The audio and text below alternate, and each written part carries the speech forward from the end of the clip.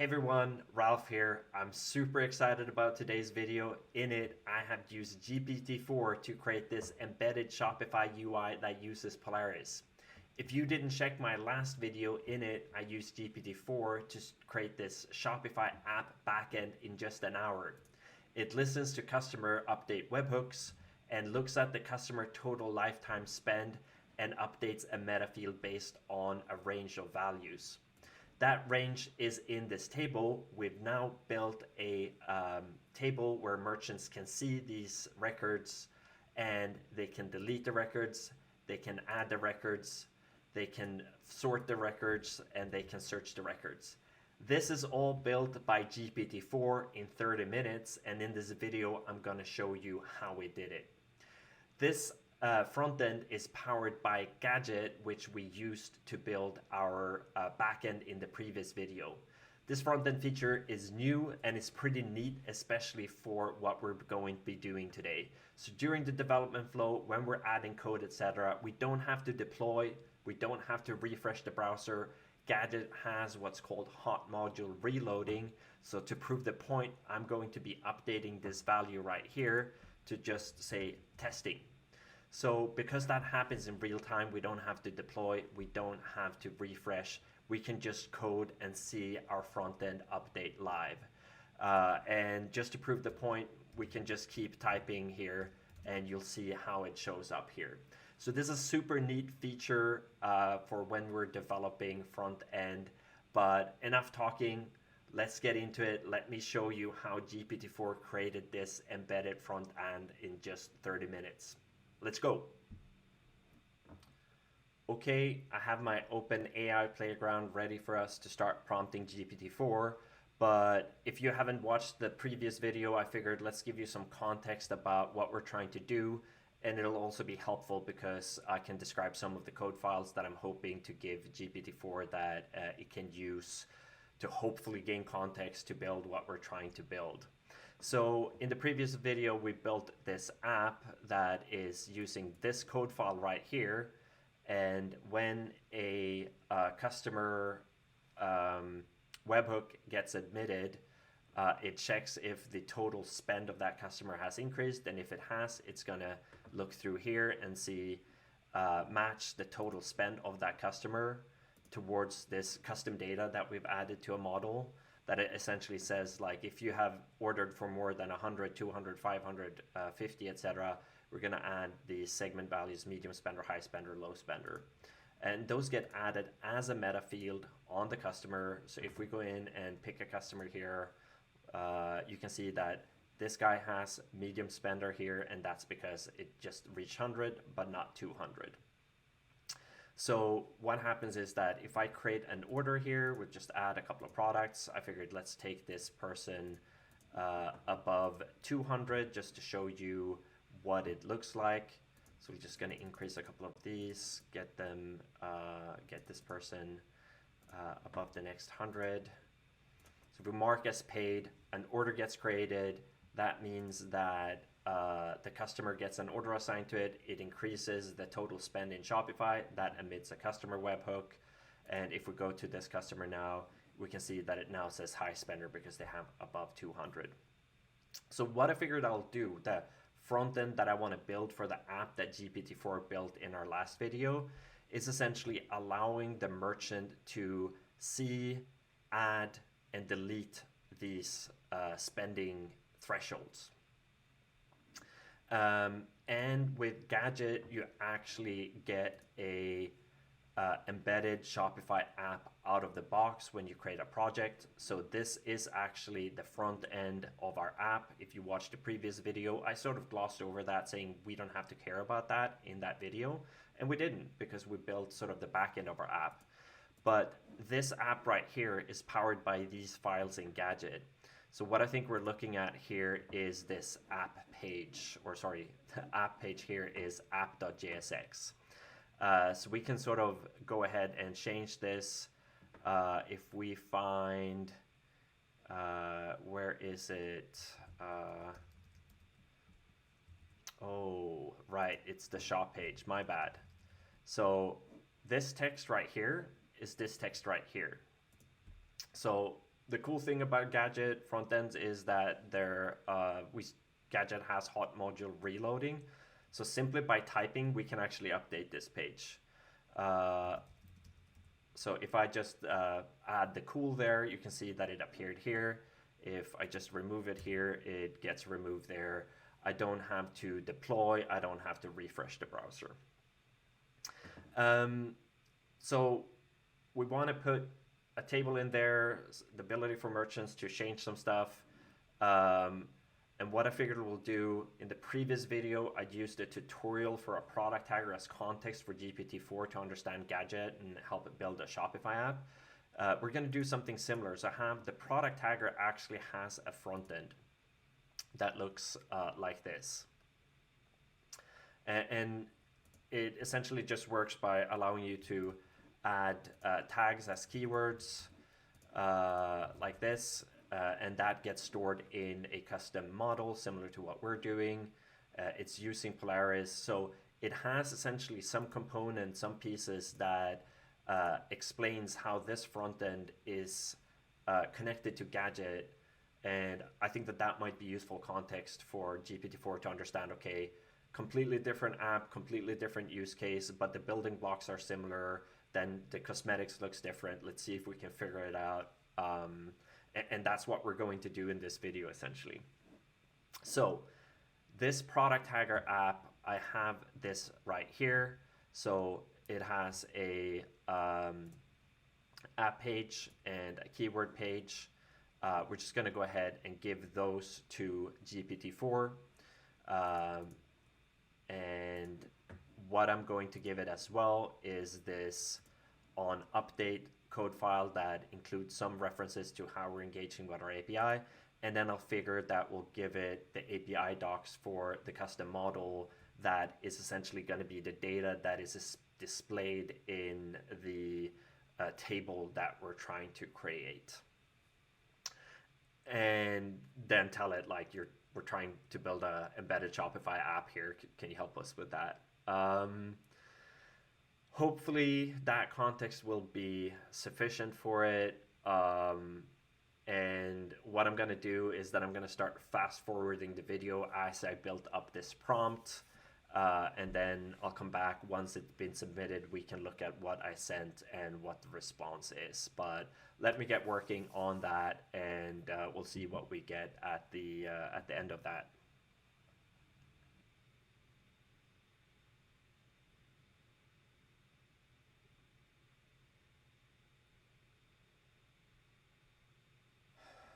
Okay, so that's done. So as a recap, I just pasted these two front-end files that I already have from my reference project and just say that this is the app.jsx page from the reference embedded Shopify app. Similarly, then I had this is the keywords page.jsx page from our reference embedded Shopify app. Then I have this is the shape of the customer segment model I want to use, and then somewhere I would have added this is the code file from the app I built front end for. And what it gives me back is, and then the prompt that I use, importantly, is please create an embedded Shopify React frontend hosted in Gadget for the app I built using these 3 files as input. I gave it 4, so I'm not sure why I said 3. That's let's see if that figured it out, or if it figured it out. Great start. Great start. I want the frontend app to use Shopify Polaris and Shopify embedded app best practices and simply display a table of the records in my customer segment model. And I start with saying, like, just display a table. If we can get that right, we can start adding stuff on top of it. Let's not try to describe the entire thing. Maybe we could, I don't know, but let's get a table going first, and then I think it's easier to iterate. And I think it's going to be easier to try to debug if something doesn't work, either for me or for GPT-4. So, based on the provided files and requirements, create a Shopify embedded React frontend. I've added a new page, customer segment page.jsx. Okay, that makes sense. and updated the app JSX to include the new page in the navigation menu. So we have that here, and then we have customer segment thing. Now your app will have the new customer segments page that display a table with the records of your customer segment model. Okay. Let's see if that works.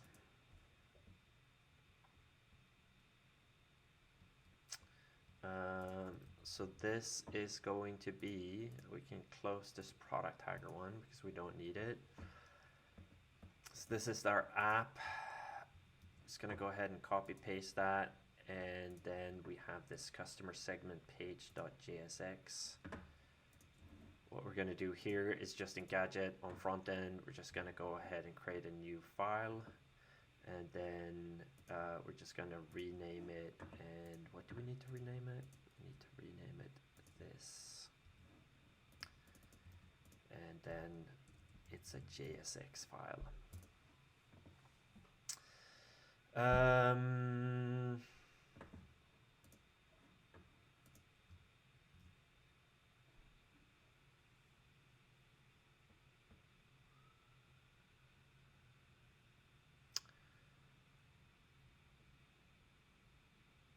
It is complaining about the keywords page.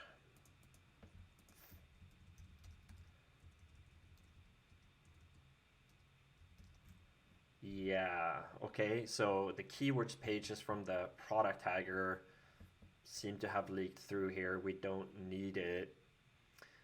And by the way, if like I'm using the web editor, but if you prefer to use code editor, you can easily do file sync where you actually just code in your editor. It automatically syncs to gadget and automatically updates the front end pretty much as quickly as doing it in here. But for these videos, I just keep it simple. Okay, so let's just go ahead and remove this, and we also don't need this. And you can see gadgets front end is updating 404 not found.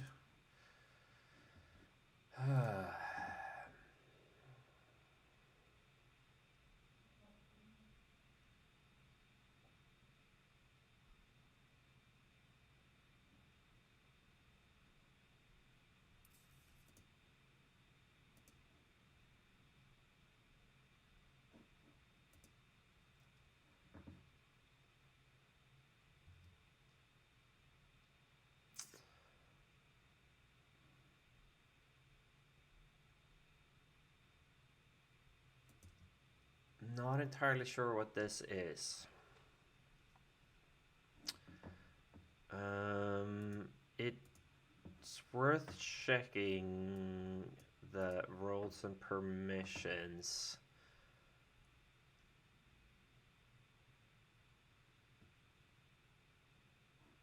So Shopify app user has customer segment set here.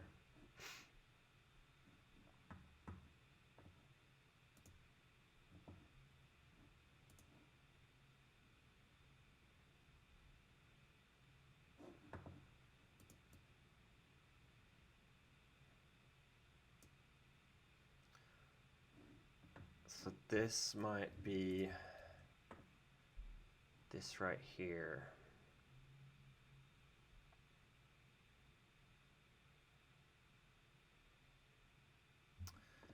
It is, let's ask,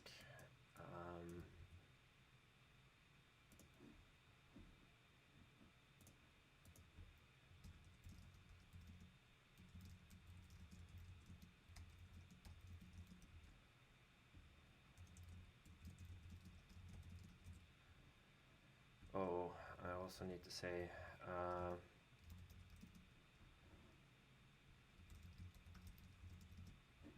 just inform it, because otherwise, if it gives us complete code files, it's going to start repeating back stuff that we've removed. So I'm just going to say, I removed the references of the keyword page because it's not in my app. Let's go ahead and ask this.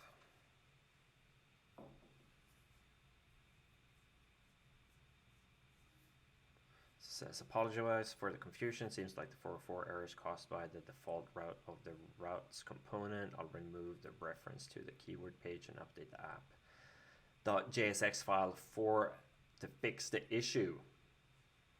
Well, let's hope it works.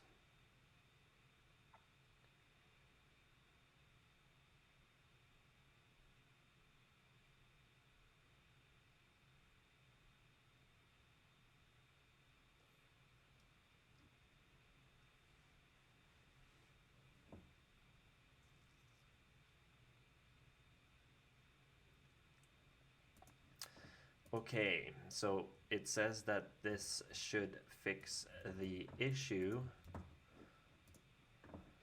Let's see. Yes, it did. It's a strange order though. Or maybe it isn't.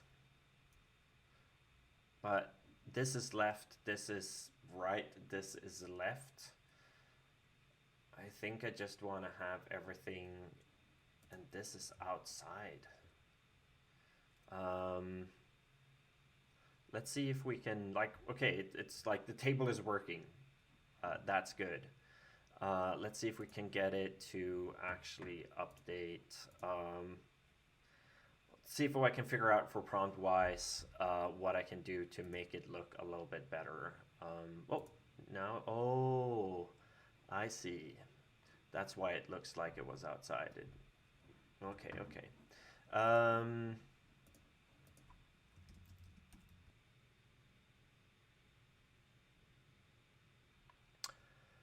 Okay. So it says in this updated version of customer segments page.jsx, we have wrapped the headers with a text style component with a variation prop set to strong to make them bold. Awesome. Added sortable prop, added a state variable sort value, created a sorted rows function, updated column content type array to text to have it. Ooh, I see. Okay. Let's see if that complicates it. And let's see if it works. Got a bunch of errors here. Cannot update component customer page to locate the bad state call. Is that?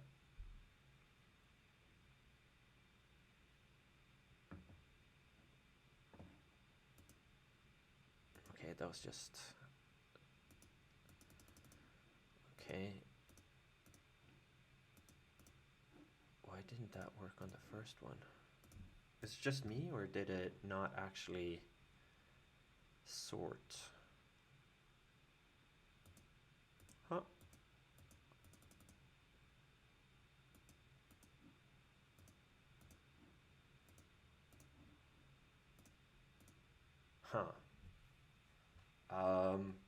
I'll let that go. We can come back to that later if we want to. Okay, this is cool. Now let's add a, oh, yeah, this doesn't work.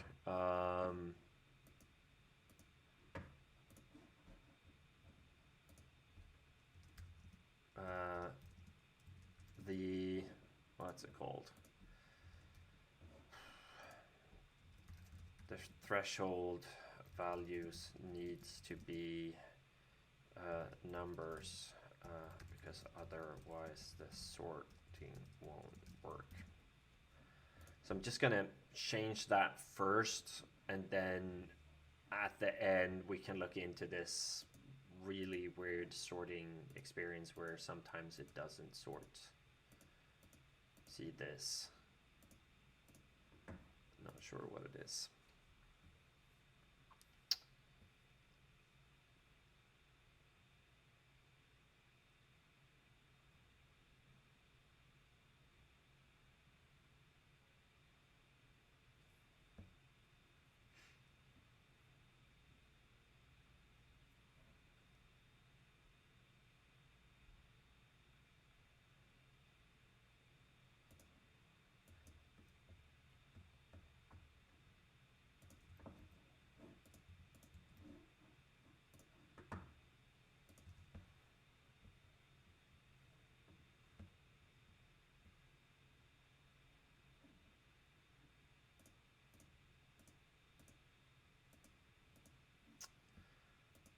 there's something about the state that isn't working.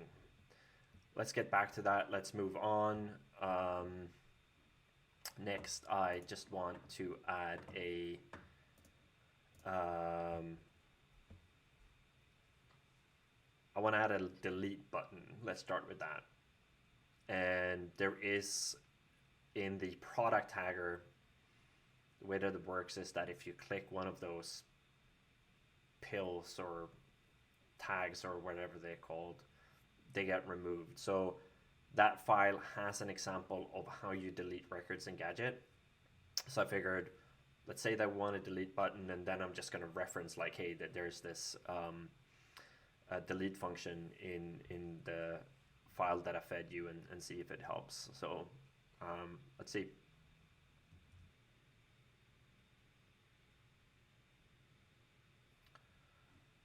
Okay, it says that it's using a button. Let's see what that actually looks like. And for what it's worth, I'm reading through the code as it gets written. Doesn't mean that I can parse it all in that pace, but I sort of get a general sense of what it's doing. Otherwise, I would recommend to like not just blindly take code from anyone, including an AI bot. Yeah, okay. So let's see if this works. I don't like the button. I would hope to have an icon, but we can fix that. Okay. The animation was global, which was funny. Let's see if we can get around that by just having an icon instead. So figured, let's try to do two things at the same time. We're going to add it to change the button to an icon, and then we're going to add a form, because if I'm going to continue deleting records, we have to be able to add records, and I would love to try to get that in here. That's one of the things that we said we wanted to do. So let's see if we can kill two birds in one stone here with the next prompt. Oh, that's hilarious.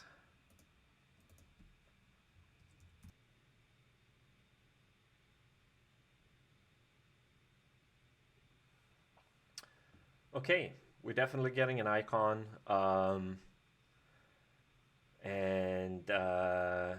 So what it's doing here is adding states. So it's just explaining that as well. And so it also, I'm not sure if it's doing validation. I don't have any required fields, but it looks like it added some, I'm not sure it was error handling, but I saw an error message in there for sure. So let's see how this looks. So let's toggle over here, and then let's just go ahead and update this and see what it looks like. Right. We're getting some, oh, what happened there? Did I refresh? We're getting logged out of Shopify.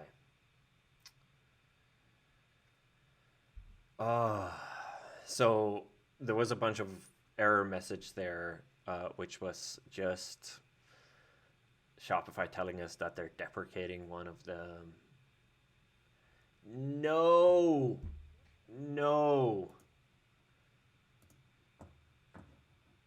You gotta be kidding me.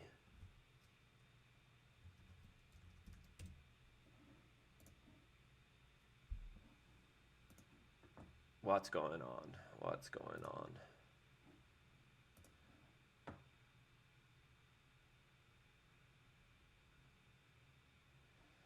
Something went wrong. Yes. Oops.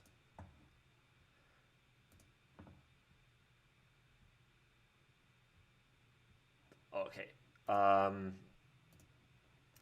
little bit of Shopify mishap there. We're good. We got an icon. Looks a lot better. Let's see if we can add something here. So let's add mega spender. Threshold is going to be 1,000, and segment value is just the value that ends up in Shopify. So let's call that mega VIP spender just for fun. And this is going to be exciting. See if it works. That would be cool. That's crazy. That's crazy. Oh, the state isn't working, but dude, that's sick. That's so sick.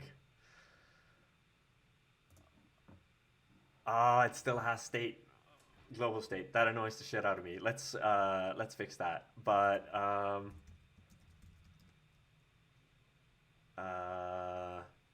low spender it was 50. This is really cool. This is really cool. Um it's gonna do this. That works.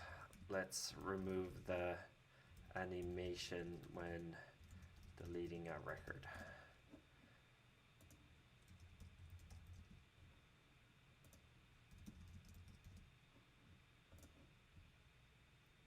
Ooh.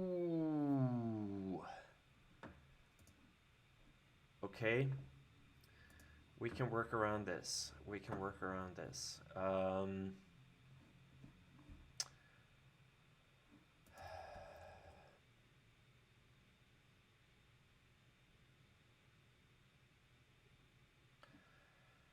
Okay, so what happened is just that I ran out of context window in the previous playground because we only have 2048 tokens.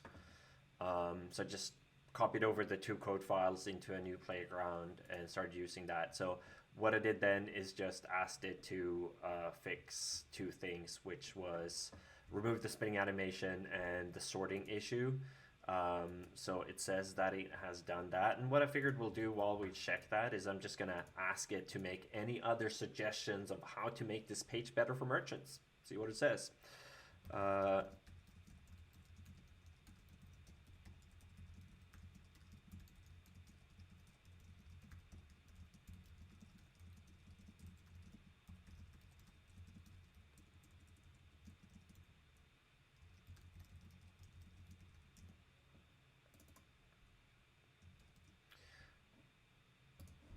Let's ship that.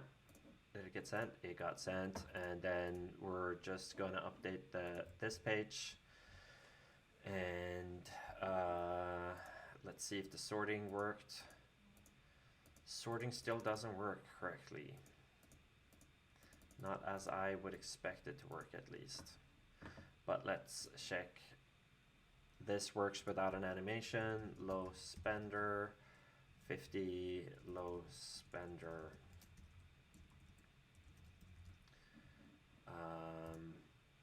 And this still works. So I checked the time, and it took us approximately 30 minutes to get like a fully functioning version of this app working, which is pretty sick. Took us less than an hour, or about an hour with my debugging to create the backend, half an hour to build the front end, and now we have a fully functioning app that merchants could use to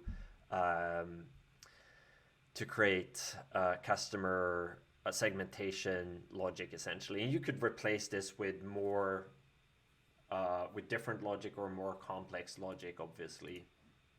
That is still going. I just want to see what it does and what it says. But let's try this. Like, let's take one of these. If we go and check a customer here, just to sort of prove that it actually works. We have a customer here, Ralph, 228. So let's go ahead and add something that is, let's actually take this right here, Ralph Testin. Let's grab that guy up to 500. So what we're going to do is that we're going to change the value of one of these. What happened here?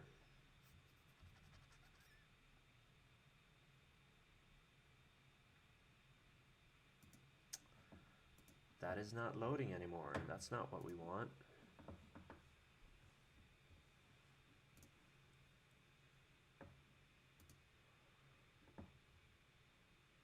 Okay.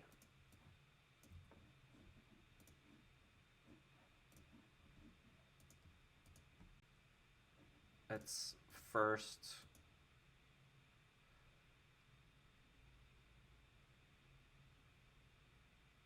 let's just go ahead and implement this, and then we'll tell it to fix the previous issue.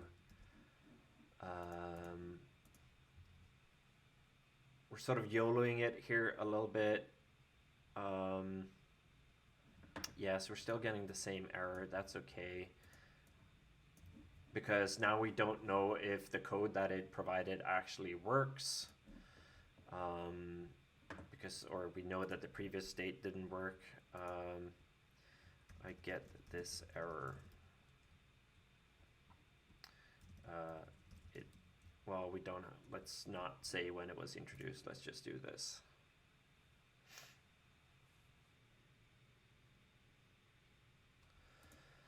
So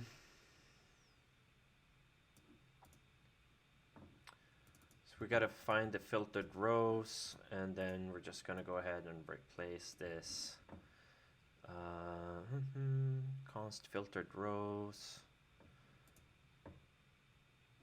and segment name.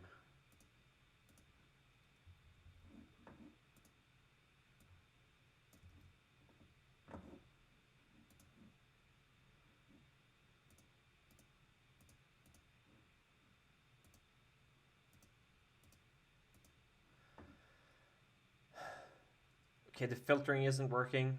That's okay. We have pagination. We don't know if that works. Total customer segments, and we can search. Pretty cool. But let's go ahead. What we said, let's go ahead and change the VIP spender here. And let's add very important spender. Very important spender. Okay, yeah. And we said that that's 500, so let's go ahead and add that customer segment. It ends up here, and then on the customer here, let's go and find said Ralph Testin, I think. So we just want to increase that by just a little bit over $200. Let's add some products. This add, and then do 20 of those. Collect payment, mark as paid, create order, and moment of truth. Very important spender. It works. So that's pretty cool. Very cool, actually. 30 minutes is pretty much all that it takes for GPT-4 to create a embedded Shopify app UI with Polaris. It's built with Gadget's front end, and then the app backend is also hosted by Gadget. And we're able to create records, delete records, search records. We didn't try the pagination. I'm pretty sure that it would work. If not, there's documentation both in Gadget and Shopify that we could give GPT-4 to help figure it out. And then the sorting didn't really work as intended, but again, I'm also sure that if we looked at the code a little bit and dug into it, we would have figured it out, or GPT-4 would have figured it out. But I don't want to bore you. I think that the purpose of this video was to show or to prove or to test if GPT-4 could do this. And I think that we've proven it. GPT-4 can definitely build embedded Shopify UIs pretty easily. And that excites me a lot for various reasons. So first of all, if you consider merchants today that might need consultants to do some of the simpler custom apps that they want, they can do this themselves. They can build a backend, they can build the front end with the help of GPT-4. And also other developers in the ecosystem that can do more apps or better apps or more complex apps by removing some of the repetitive stuff. A UI can be very differentiated, but sometimes it's also just a table, a form, some things, right? Like, don't spend hours trying to whip that up if you can get help doing that and move on to something where you can have more impact. So I'm super curious to see how this changes the Shopify ecosystem in the next several months. I'm Also hoping that this video might have inspired you a little bit to go figure out maybe you want to try to build something. If you do, let me know. I would love to hear what you're going to build. For myself, I will definitely be building more things, and I will be most certainly posting some of those videos to this channel. So if you want to see me build more stuff, let me know if you have any ideas. If not, just stay tuned, subscribe to this channel, and I might see you in the next video. For now, thanks for watching and have a good one. Bye.